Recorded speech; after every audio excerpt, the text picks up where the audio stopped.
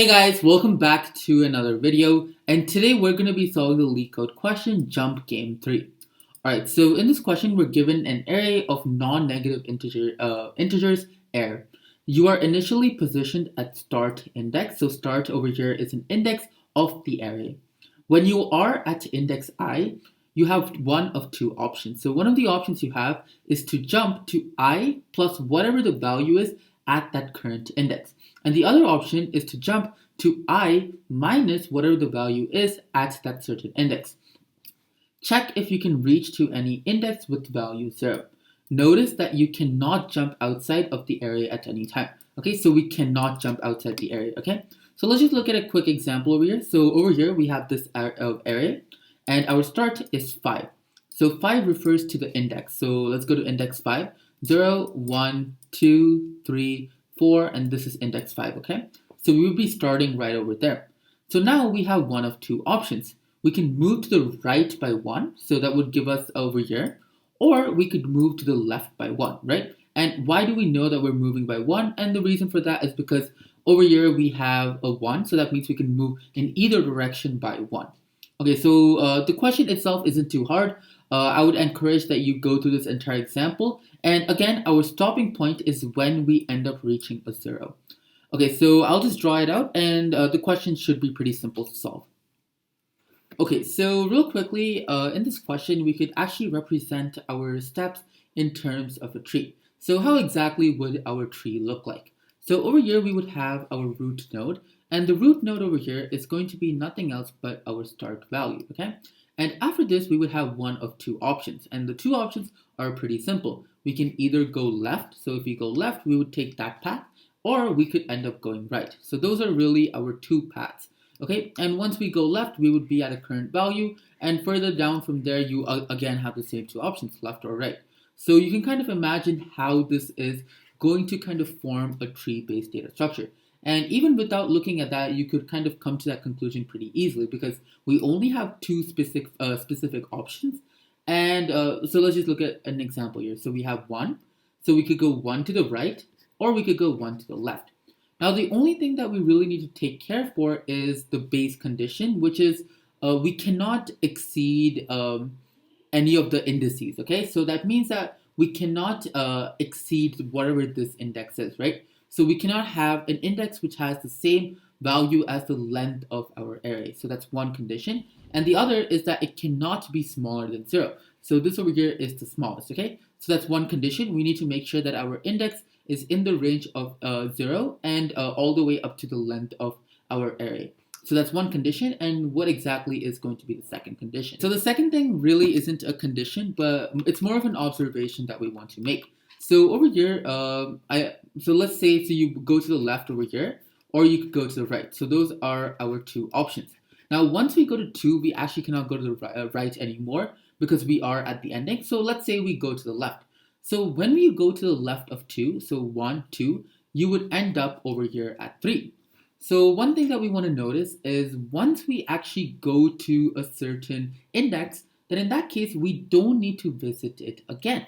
So why exactly are we doing that? So in this case, so at the ending of the question, all we need to kind of output is either going to be a true value or a false value. We don't care about what the path is. We just want to return true or false. And keeping that in mind, if we already visit a node, so in this case, we're already visiting 3. So what that means is that we're going to continue the steps. So what are our two options at 3? So we could go to the left by 3. So 1, 2, and 3, it will put us over here, and so on and so forth, right? So once you actually end up doing those calculations, you do not have to do it another time.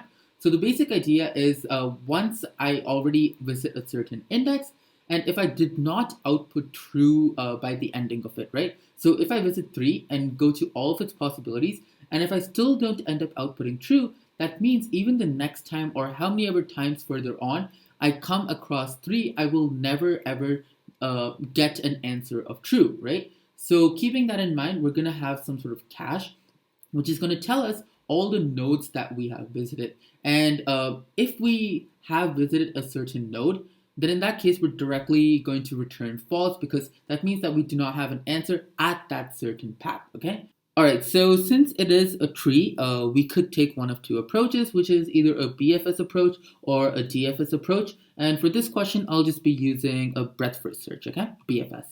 Okay, so let's start off by initializing our queue. So the queue that we're going to be using is going to be from collections, so collections.dq. So we have the queue ready for us. And what is the first value in our queue going to be? So the first value is going to be the start value. So we're just going to add that to our queue in the very beginning. Now, another thing that we want to initialize is going to be our cache. So our cache over here, we're going to use a set in order to represent it, and we have all of them defined for us. Okay, so now what we're going to do is we're going to go inside of a while statement. So we're going to do while queue, and basically what that means is we're going to keep going until we have something in our queue. So now the first thing that we want to do is we want to get the current index we're on. And to do that, we're going to do queue.pop left, okay? That just pops out whatever is at the 0th index. So in this case, we're getting whatever that value is, and we store that inside of index. So over here, our first thing is we're going to check if whatever value is at that index is equal to 0. So if it is equal to 0, that means we're done. We can just directly end up returning true. We're done. We solved the question. Nothing to do, right? But if we do not actually have a value of 0, that means we want to look at the other possibilities. So what exactly are the two possibilities? So over here, we have one of two possibilities. And one of them is we can go left. And the other one is that we can go right, okay? So we can go left or go right. Perfect, okay. So let's just code out both of these possibilities. And what I'm going to do is I'm just going to put them inside of a for loop instead of repeating the same steps 2 times, okay? So what exactly are the two possibilities? So let's start off when we can go to the right. So if we want to go to our right, it's going to be our current index plus whatever value is at that index. So to do that, we're going to do array and then index, okay? So that is for going to the right. And we also want to get what happens when we go to the left. So when we're going to the left, it's going to be our current index minus the whatever value is inside of the array at that index. So now we're going to put these both inside of a for loop. So let's just do for x in that. So now we're going to get both of these indices each time. And first, we actually want to check whether this index is valid or not. And the conditions for that is we have 2 conditions, right? So one of them is it inside of our boundary? So let's just do that. So our x value has to be greater than or equal to x, and that value also has to be less than the length of our array, okay? So that's one of the conditions. And we have another condition, which is the x value over here should not be inside of our cache. So not in cache. So that means that we did not see the value yet, and hence there is a possibility that this value could be true. And again, if we did see the value again, and we did not end up returning true at that point of time, that means even this time it's the same thing going to happen, and there's no point in repeating the same step again. Okay, so now we want to do 2 things, right? So one of them is appending it to our queue. So what are we going to append? Well, we're going to append the x value over here. And now we want to add whatever index we are currently on to our cache, right? So to do that, we're going to do cache.add, and the value that we're going to be adding is whatever index we are currently on. So this should be it for our solution. And finally, if we actually don't end up returning true, even after trying all of the possibilities, we're going to return false. Okay, so over here, I think this is going to take big O of n time, because since we are keeping track of a cache, what's going to happen is we're never going to visit a certain index more than 1 time. So yeah, that should be it. Let's submit it. And yeah, thanks a lot for watching, guys. Do let me know if you have any questions. And don't forget to like and subscribe. Thank you.